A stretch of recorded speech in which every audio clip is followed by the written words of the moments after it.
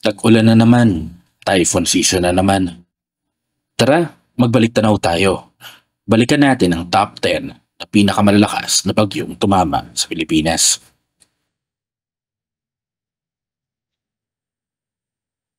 Top 10, Bagyong Remi, 2006.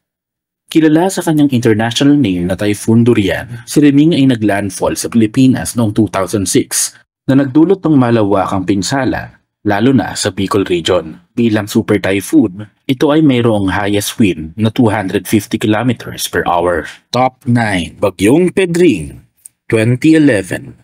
Tinatayang may bilis na 213 kilometers per hour, nagdala ng 66 deaths si Pedring, 65 injured, at 28 nawawala.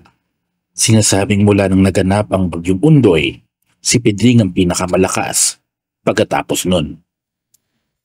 Top 8, Bagyong Odette, 2021. Mapanganib at nakamamatay itong destructive na super typhoon na ito.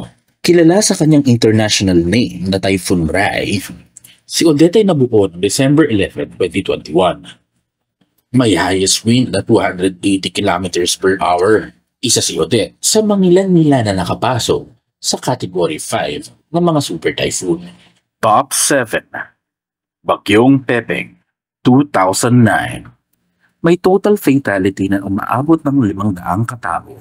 Si Pepeng o mas kilala bilang Typhoon Karma ay tinaguri ang second wettest typhoon in the Philippines, nakasabayan halos ni Bagyong Undoy.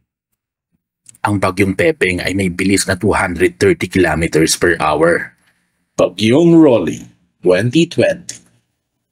Si Gon o mas kilala bilang Bagyong Rolly ay tinaguri ang pinakamalakas na bagyo noong 2020. Malaki ang dinulot nitong pinsala lalo na sa Bicol Region.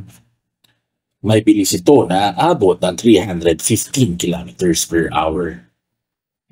Top 5, Bagyong Ulysses, 2020. Ang bagyong ito ay nanalanta sa buong panig ng Pilipinas, lalo na sa lungsod ng Marikina at sa karating na lalawigan katulad ng Rizal. May bilis ito na 155 kilometers per hour. Top 4, Bagyong Glenda, 2014. May bilis na 260 kilometers per hour. Si Bagyong Ramasun o mas kilala bilang Bagyong Glenda ay unang dumaong sa Pilipinas sa bandang Lapu-Lapu sa probinsya ng Albay. Top 3, Bagyong Ompong, 2018. Setyembre ng taong 2018 nang sumalanta ang Bagyong Mangkot, hindi lang sa Pilipinas, kundi pati na rin sa Guam at ilang parte ng China. Si Ompong ay may lakas ng hangin na umaabot ng 205 kilometers per hour at gust na umaabot ng 255 kilometers per hour. Tinatayang may 100 death toll ang Bagyong Ompong. Top 2, Bagyong Pablo, 2012. Desyembre ng taong 2012 nang nanalasan ang Bagyong Poba o mas kilala sa Pilipinas na Bagyong Pablo. Ito ay nagdulot ng kaliwat kanang pagbaha at landslide na kumitil sa halos 1,000 katao sa Pilipinas. Top 1, Bagyong Yolanda, 2013. Ang Bagyong Yolanda o mas kilala bilang Bagyong Haiyan ang nagdulot ng masalimuot na Pasko sa Kabisayaan, lalo na sa mga kababayan natin sa Palo Leyte. Kumitil si Yolanda ng higit kumulang 6,352 na buhay sa Pilipinas.